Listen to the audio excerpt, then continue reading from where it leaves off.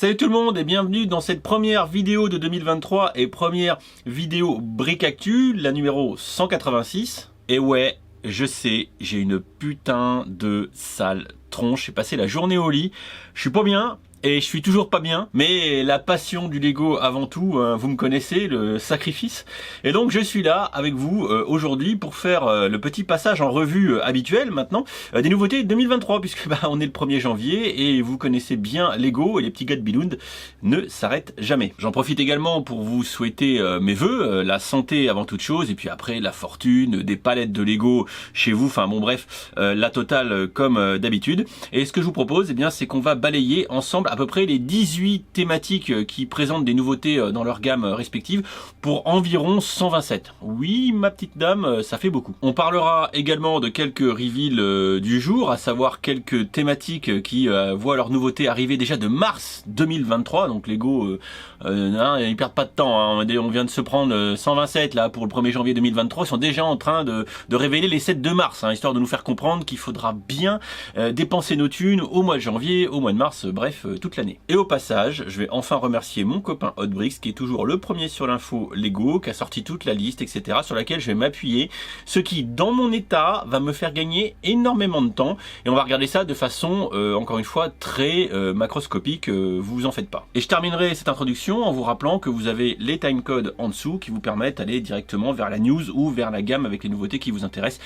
Et pas vous taper toute la vidéo, même si vous pouvez, hein, parce que ça me fait du watch time et du coup, ça me fait de meilleures stats. Abonnez-vous, activez la cloche, tout ça, passez par les liens, régalez-moi. 2023 est une nouvelle année et comme d'habitude, je compte sur vous. Bon allez, trêve de plaisanterie, je vous propose qu'on se jette tout de suite dans la fosse aux briques et qu'on découvre ce que ce 1er janvier 2023 nous réserve.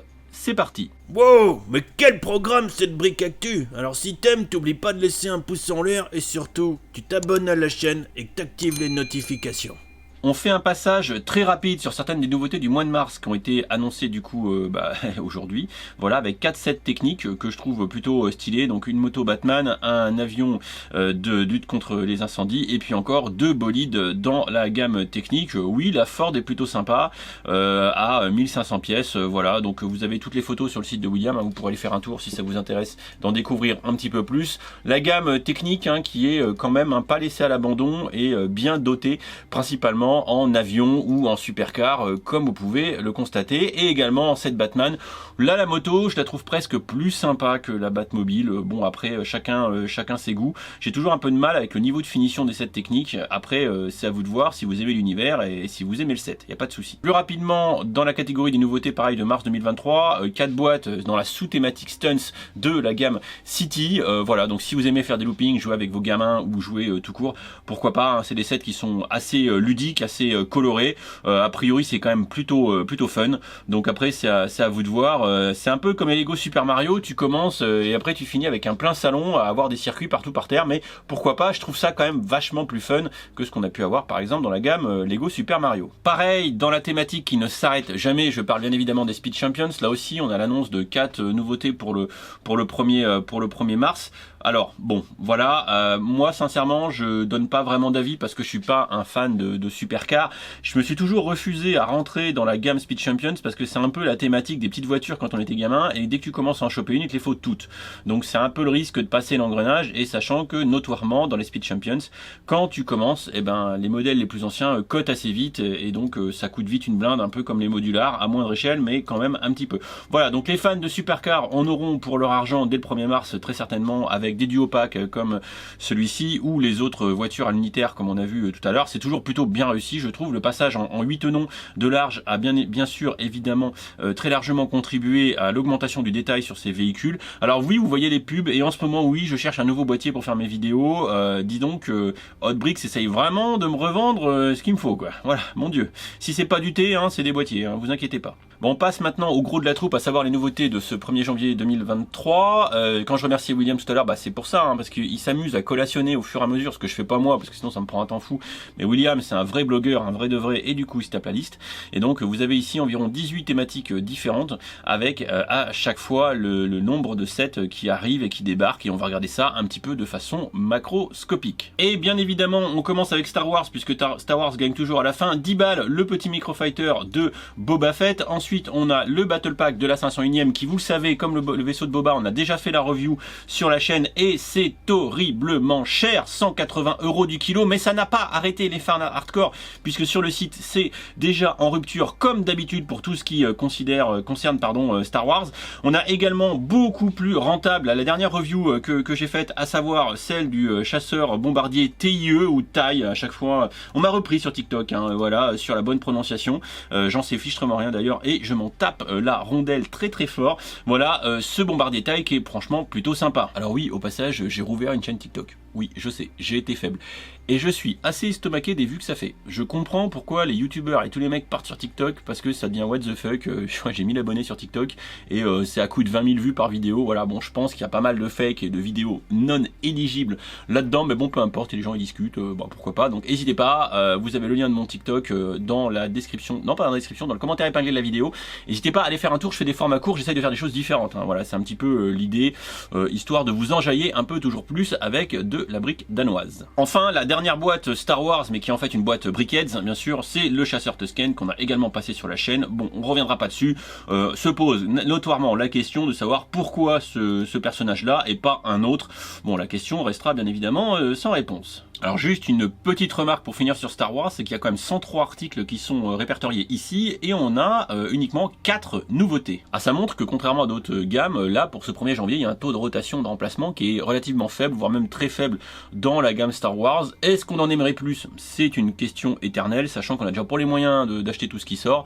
Voilà, peut-être que ils sont restés du bon côté de la force pour une fois, contrairement à certaines gammes qu'on va voir tout à l'heure. Ensuite, dans la gamme Brickheads et plus particulièrement la sous-thématique Seigneur des Anneaux, pareil, on a fait les reviews, vous avez donc Gandalf et du coup le Balrog, ainsi que ici Frodon et Gollum qui est bien dégueulasse, et enfin Arwen et Aragorn. Voilà les 3 nouveautés dans la gamme Brickheads sous thématique évidemment Seigneur des Anneaux. Comme évoqué dans la review de ces 3 boîtes, on espère pour 2023 un retour un peu plus solide de la gamme Seigneur des Anneaux avec des vraies boîtes. Ce serait bien. Ensuite, dans la gamme Marvel, on a 7 nouveautés. On remarquera toujours que le buste Black Panther est à moins 20%. Il ne doit définitivement donc pas trouver son public.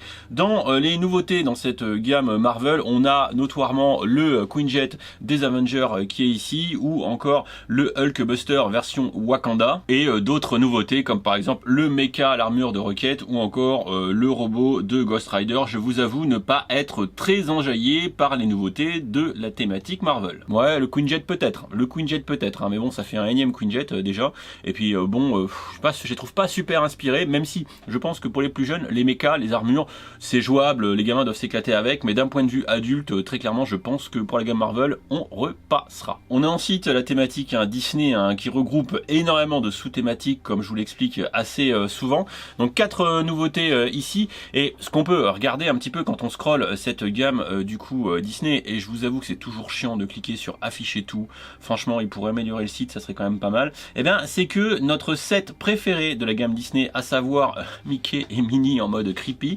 pareil, hein, moins 30% hein, sur ce set qui a priori a eu du mal à trouver son public, mais tellement que, avouons-le, il est quand même super creepy et il fait peur.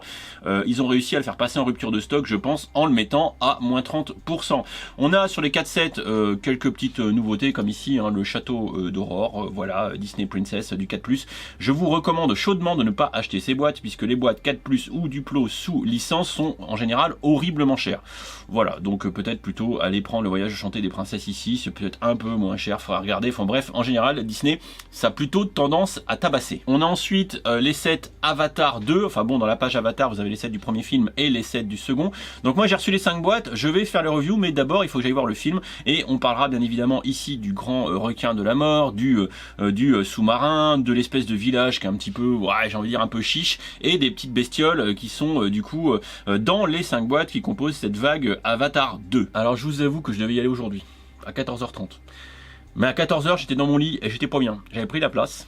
Et la place, je l'ai annulée, parce que finalement, j'ai dormi.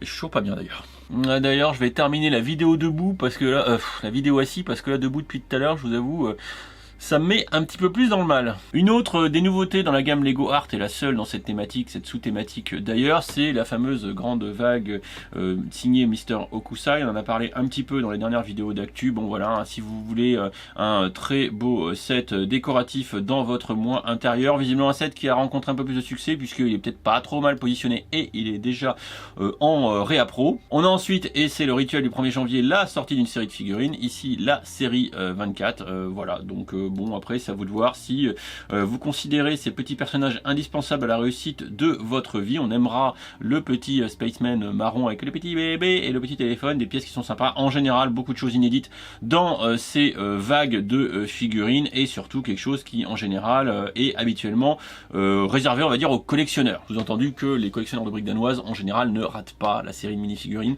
et après tu te retrouves avec une centaine de cadres dans le couloir pour stocker et afficher, exposer toutes tes séries de figurines. Moi je vous avoue, j'ai un peu lâché, parce qu'à partir du moment où t'en complètes pas une, c'est dur de rattraper pareil le train en marche. On a ensuite la thématique Minecraft, qui est toujours, hein, je vous le répète, une thématique que je trouve plutôt sympa, surtout adressée aux plus jeunes. On a 7 nouveautés, pardon, donc une rotation quand même assez important, avec par exemple ici le refuge des pandas, voilà, qui débarque ici. Donc on a aussi la bataille des abîmes à 65 balles, le fameux refuge des pandas que je vous ai montré à l'instant, avec toujours des boîtes que j'aime plutôt beaucoup en termes de packaging, de graphisme et tout, mais les sets qui sont à l'intérieur bien évidemment, et l'avant-poste de l'été, l'épée, pardon, bon, voilà, c'est un petit florilège des nouveautés qui arrivent dans cette gamme, franchement, que je trouve toujours très stylé pour les plus jeunes. Franchement, il y a difficilement mieux que ça, si tant est qu'ils aiment Minecraft. On a ensuite la thématique Ninjago à apprécier des plus jeunes, et des plus jeunes qui grandissent, et je vais passer très vite parce que je suis assez déçu, et je pense que si Lego se bouge pas sur la gamme Ninjago, je sais pas si ça marchera encore longtemps, tout simplement parce que encore les nouveautés de ce 1er janvier sentent tellement le réchauffer que moi ça ne me parle pas du tout et ça ne m'attire pas du tout. On a par exemple encore voilà, une voiture, on a encore des petits mechas, on a encore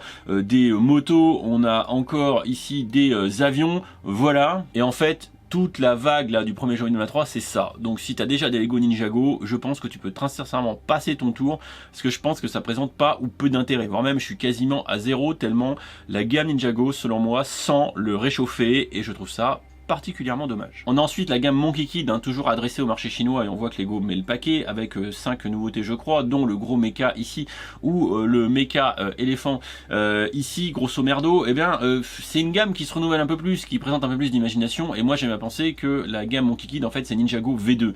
Voilà, je pense qu'ils mettent tout le paquet sur Monkey Kid pour la Chine, et derrière Ninjago ils ont plus qu'à se brosser avec Martin. Bon pareil, les 7 Monkey Kid, hein, ça vous intéresse si vous voulez faire des dioramas, des mises en scène un peu japonisantes, un peu asiatiques, un peu tout ça, et c'est vrai que c'est juste un peu cher quoi. Voilà, c'est le problème, et il y a une rotation quand même assez élevée, les sets restent pas très longtemps.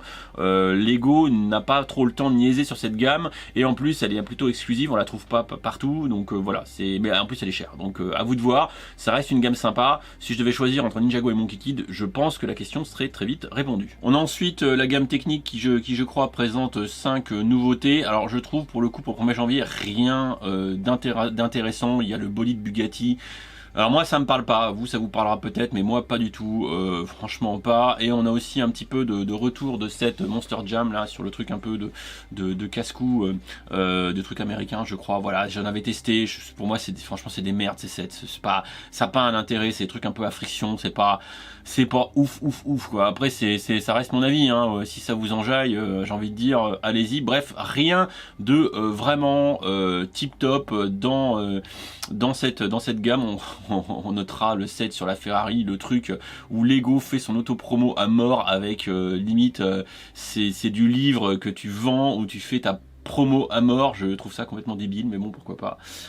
Voilà. Et du coup derrière rien de neuf sous le soleil dans la gamme technique d'ici le mois de mars. On a ensuite la gamme City. La gamme City, vous voyez, c'est environ 110 références, il y en a beaucoup, et dans ces 110 références, on a à peu près 20 nouveautés. Donc je vous laisserai scroll la gamme City.